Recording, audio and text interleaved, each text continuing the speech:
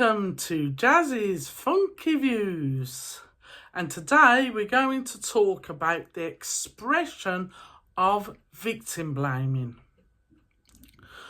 Now, first and foremost, I would never ever blame a victim of a crime that has been subjected to them. Ever blame them for what has happened to them. And I would never ever encourage anybody else to blame the victim for what has happened to them. Whether they were raped or assaulted, robbed, whatever it is, the victim is never to blame for that happening to them.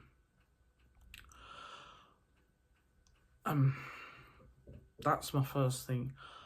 Also, I like to say is I'm not going to discuss in this video anything about anything that's to do with society, that's to do with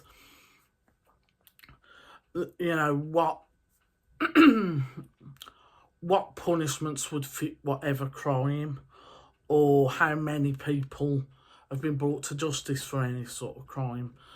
That is not what I'm here to discuss.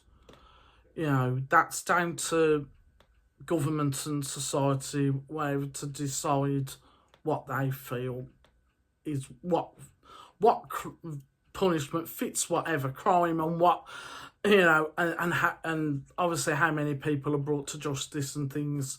That's down to the CPS and the justice system as a whole. That's not for me to discuss here.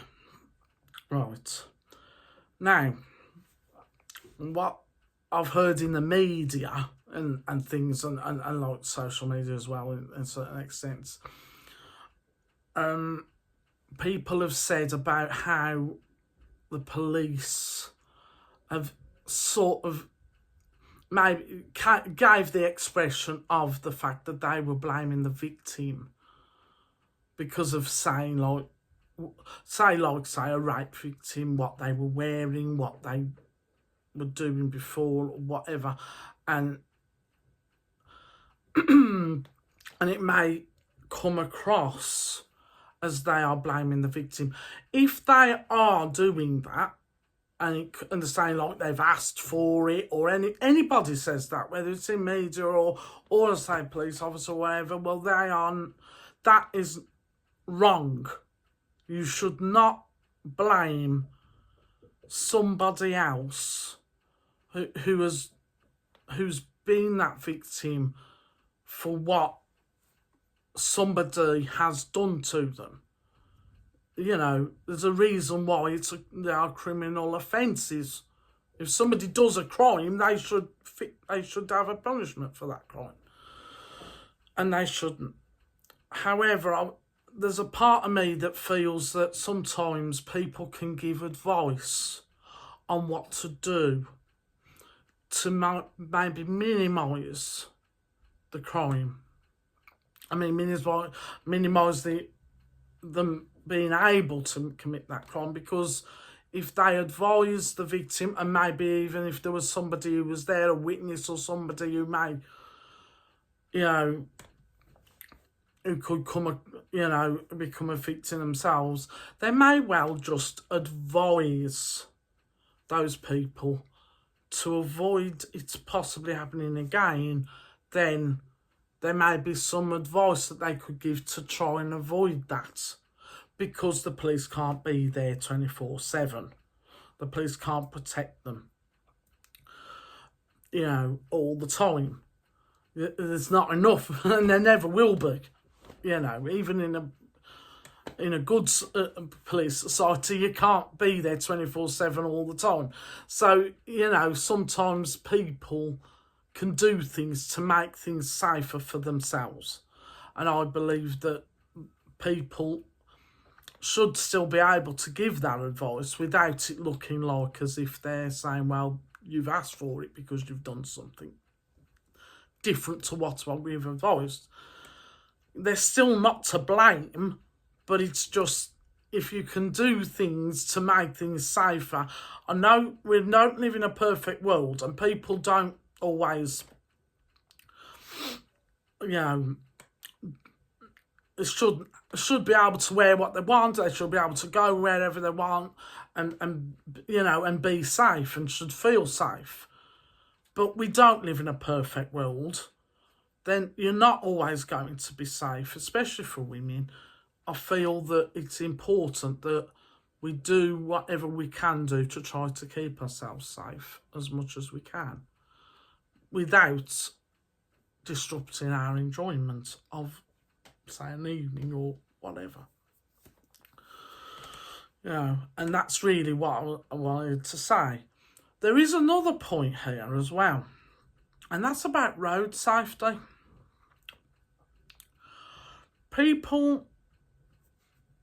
I've noticed a lot of people tend to not pay much of attention when they're crossing a road.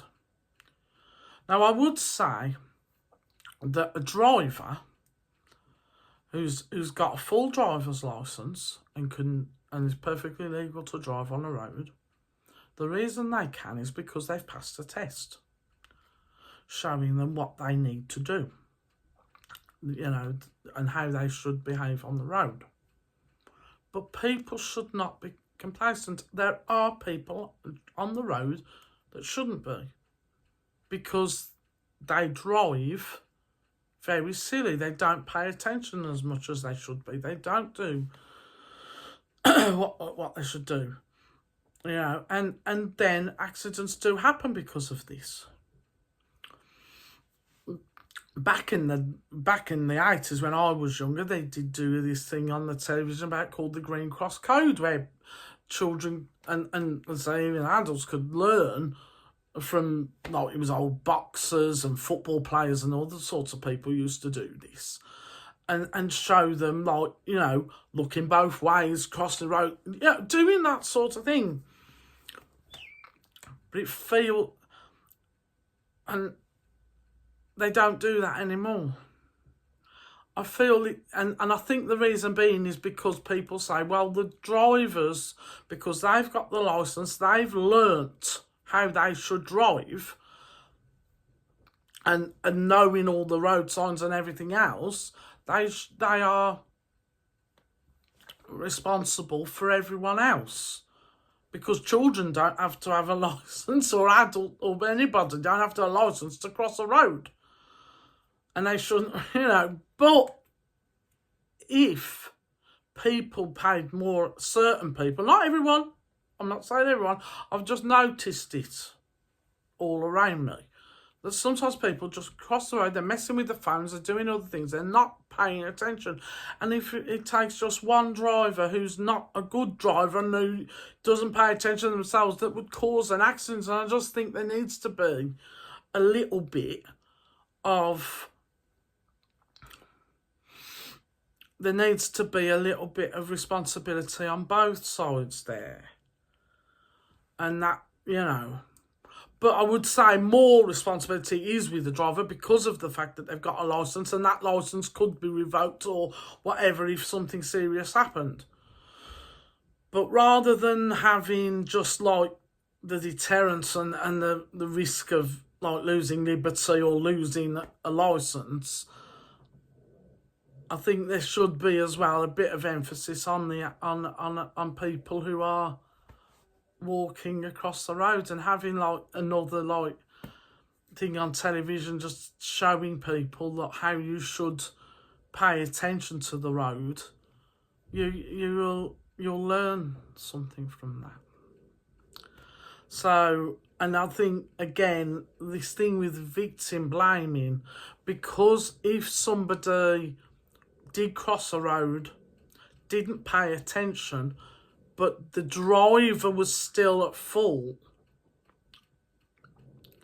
because the driver didn't pay attention either.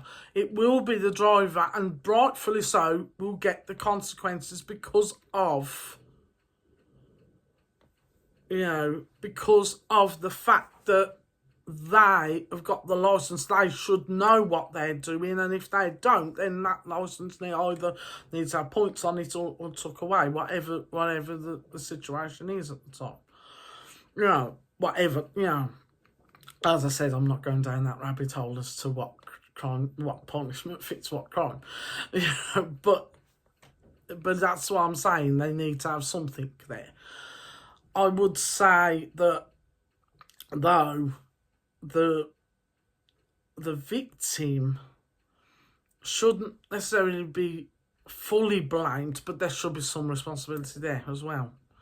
But they'll have all the punishments anyway, because obviously if they've got hurt or something, or even worse, passed away or whatever, then they've had the ultimate punishment there for what happened. But that's not what we want. That could avoid that. So taking the responsibility, but not necessarily putting it on them. There shouldn't be responsibility put on people too much, but they should be at least warned or said, look, if you don't want to get yourself hurt, there's health and safety at law at work. If you do not do what you need to do to keep yourself safe, you could still be in breach of health and safety at work. There needs to be something there for people not at work.